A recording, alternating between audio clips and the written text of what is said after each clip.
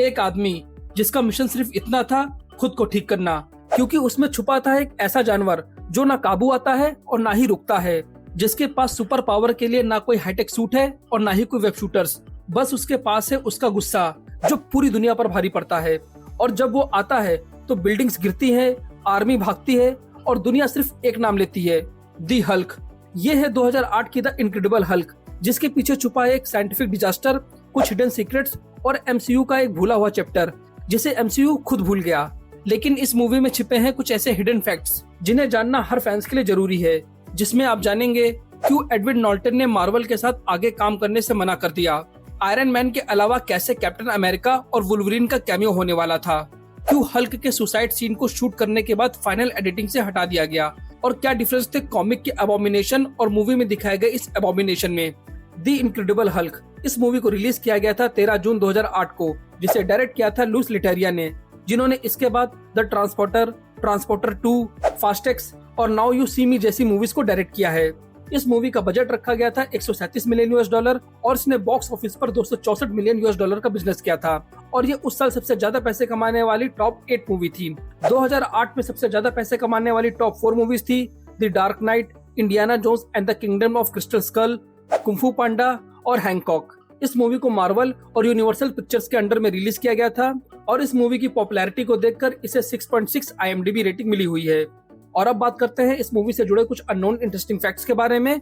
तो लाइक के बटन को प्रेस करिए और चैनल को सब्सक्राइब करके बेल आइकन जरूर दबाइए, ताकि जब भी मैं वीडियो अपलोड करूं तो आपको मेरी वीडियोस की नोटिफिकेशन सबसे पहले मिल सके। जब 2003 में ऑलरेडी हल्क को इंट्रोड्यूस किया जा चुका था, तो इस मूवी को बनाने की क्या वजह थी?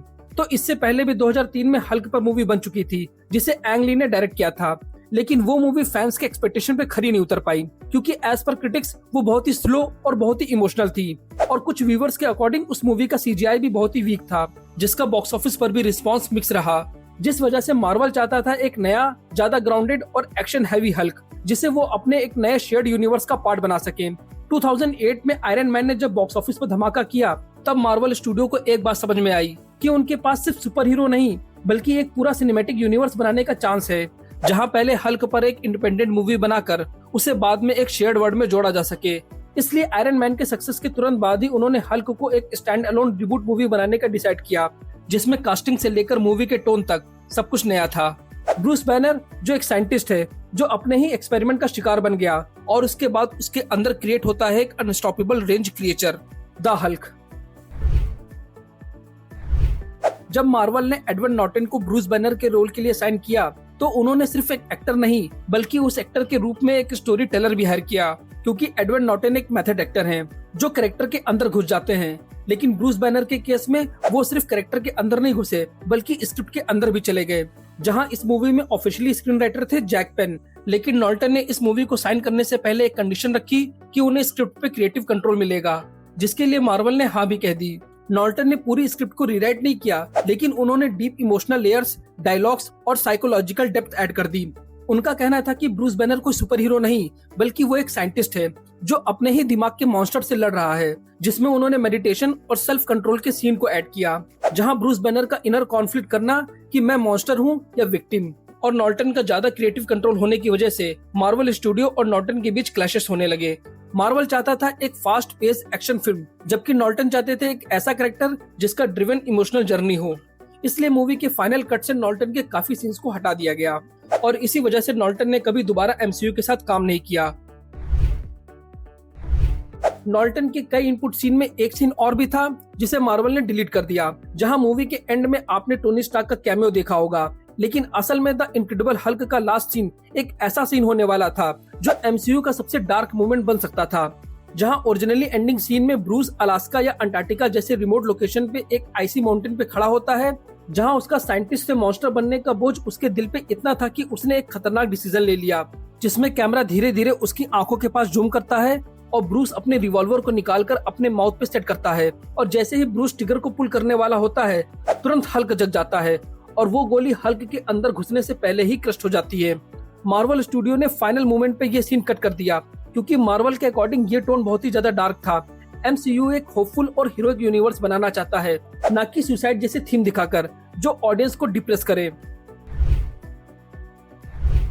आपको लगता है कि आप सब जानते हो, पर ये बात किसी ने नहीं बताई होगी, क्योंकि जब आप ये फैक्ट सुनोगे तो आपका दिमाग हिल जाएगा।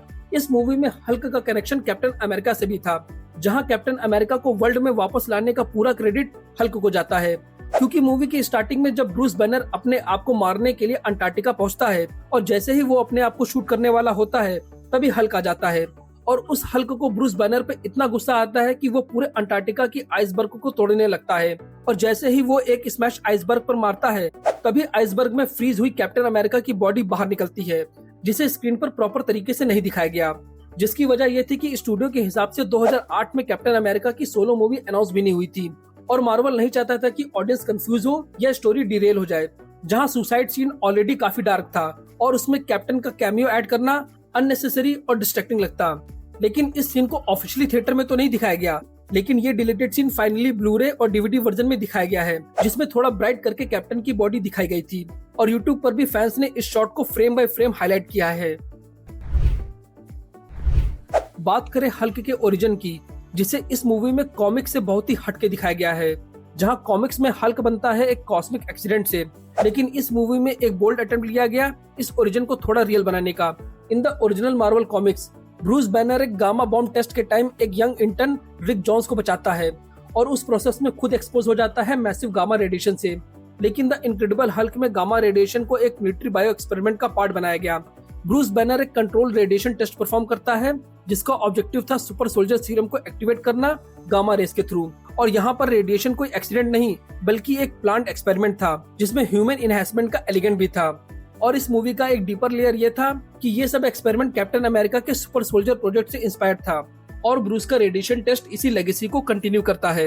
यानी हल्क सिर्फ एक मॉन्स्टर नहीं, वो एक फेल्ड सुपर सोल्जर भी है। जब हल्क गुस्सा करता है तो उसके सिर्फ मसल नहीं हिलते, बल्कि पूरे स्क्रीन का साउंड सिस्टम कान के अंदर तक घुस जाता है। और ये रॉर सिर्फ एक बटन दबाने से नहीं बना, बल्कि इस रॉर के पीछे छुपी है हॉलीवुड साउंड इंजीनियर्स की मेहनत। मूवी के साउंड डिजाइनर ने डिसाइड किया कि अगर हल्क इंसान नहीं है तो उसकी आवाज भी इंसान जैसी नहीं होनी चाहिए, इसलिए उन्होंने multiple real world animal sounds को लेयर बाय लेयर मिक्स किया। जहां हल्क के रॉर को बेस टोन दिया गया एलिफेंट के डीप ग्रॉल से, जिससे उसमें एक हैवी ग्राउंड शेकिंग फील आए। पावर और एग्रेशन दिखाने के लिए लॉयन के रॉड्स को मिलाया गया और वहीं वेल की मोइंग साउंड को स्ट्रेच करके हल्क के रॉर के लिए यूज किया गया, ताकि लगे कि गुस्सा अंदर से निकल रहा है। इन सब साउंड्स को अलग अलग पिच, टेम्पो और वाइब्रेशन लेवल पे ब्लेंड किया गया। साउंड डिजाइनर ने 1000 से भी ज्यादा वेरिएशन बनाए, ताकि हल्क का रॉर ना रिपीटेटिव लगे और ना ही कार्टूनिश।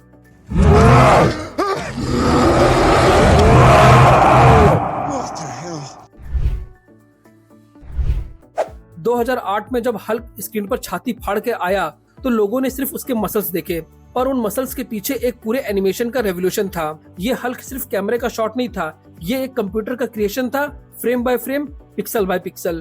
क्योंकि इस मूवी में जो हल्क दिखाया गया है वो 100% CGI से बनाया गया था। हल्क का बॉडी मूवमेंट और रेंज VFX आर्टिस्ट ने डिजाइन किया। यानी एडवर्ड नॉर्टन के इमोशंस और डायलॉग तो उनके थे, लेकिन हल्क की हर मसल मूवमेंट, रोल और लीप CGI आर्टिस्ट के हाथों का कमाल था। हर हीरो के लिए एक वर्थी विलन होना चाहिए और इस हल्क के लिए वो विलन था द एबोमिनेशन। लेकिन जब इस क्लासिक विलन को कॉमिक से स्क्रीन पर लाया गया तो उसका फेस, बॉडी स्ट्रक्चर और ओवरऑल डिजाइन सब कुछ ड्रास्टिकली चेंज कर दिया गया।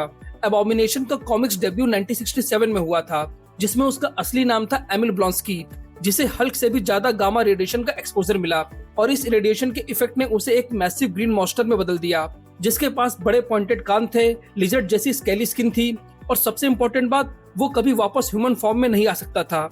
कॉमिक्स वर्जन का एबोमिनेशन हल्क से ज्यादा बड़ा, ज्यादा स्मार्ट और परमानेंटली एक नॉन ह्यूमन क्रिएचर था।